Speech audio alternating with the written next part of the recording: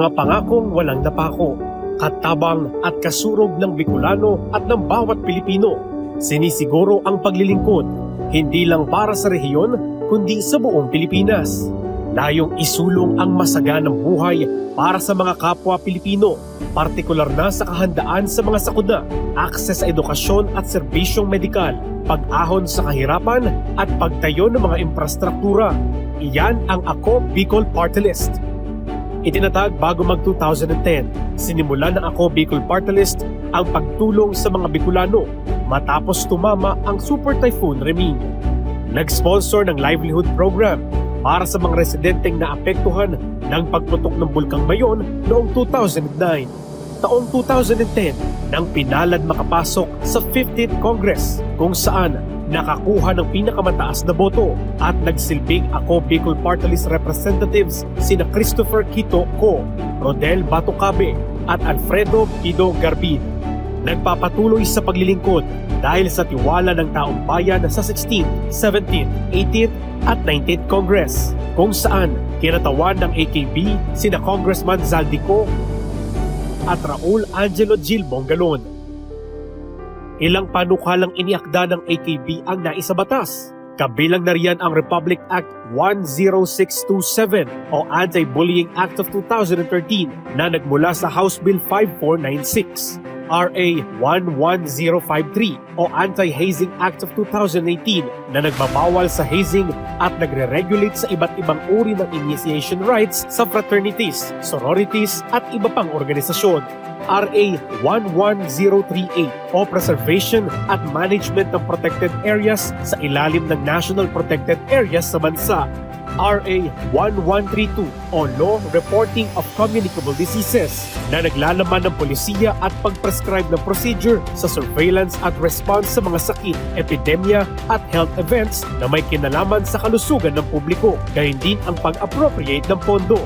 RA 11228 o Mandatory PhilHealth Coverage for All Persons with Disability na nag-aamyenda sa Magna Carta for Persons with Disability.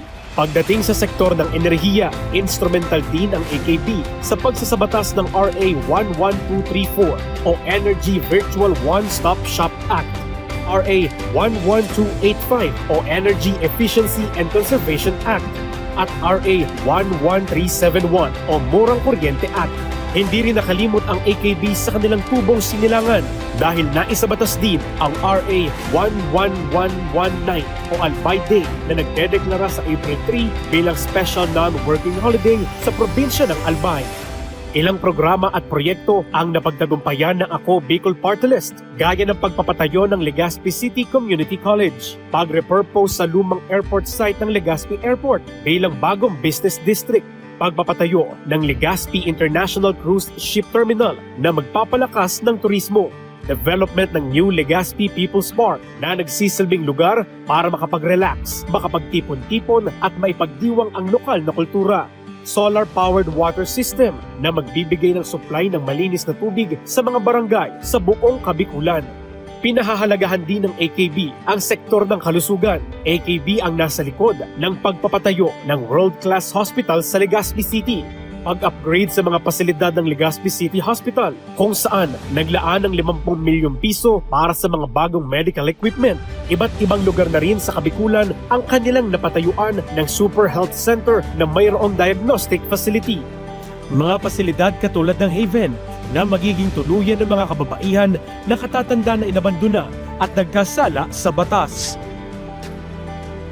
Marami na ring mga kalsada ang napagawa ng AKB sa mga liblib na lugar. Isa na riyan ang maayos na kalsada sa Barangay Alimsog, Santo Domingo, Albay.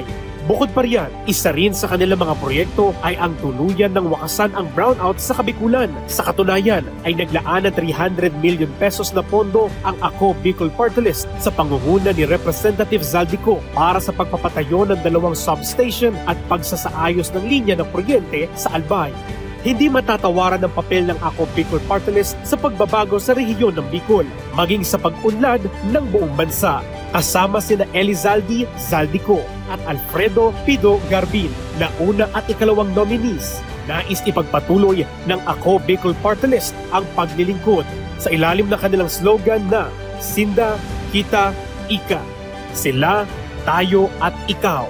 Nasa palad ng bawat isa ang pagbabago para sa kahandaan sa hinaharap patungo sa bagong Pilipinas.